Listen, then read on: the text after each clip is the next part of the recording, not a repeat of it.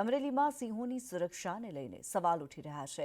બે સિંહબાળના શંકાસ્પદ રીતે મોત નિપજ્યા છે।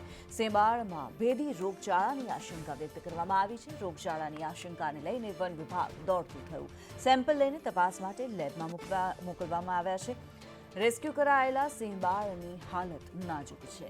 માઇન્સ વિસ્તારમાં વસવાટ કરતા સિંહોનું સ્કેનિંગ કરવામાં આવી રહ્યું છે, ત્યારે કાગવદર ગામેથી 9 સિંહબાળનું રેસ્ક્યુ કરવામાં આવ્યું।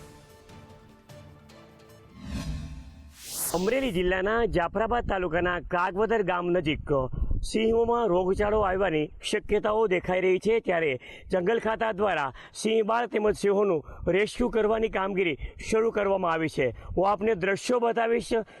અમરેલી જિલ્લાના જાફરાબાદના કાગવદર ગામની નજીક આવી રીતે પાંજરાઓ મૂકી અને સિંહબાળ તેમજ સિંહોના રેસ્ક્યુ કરવાની કામગીરી તંત્ર દ્વારા કરવામાં આવી છે। જો કે તંત્ર દ્વારા જણાવવામાં આવ્યું છે કે 2 સિંહબાળના મૃત્યુ થયાની વન વિભાગ દ્વારા પુષ્ટિ કરવામાં આવી છે।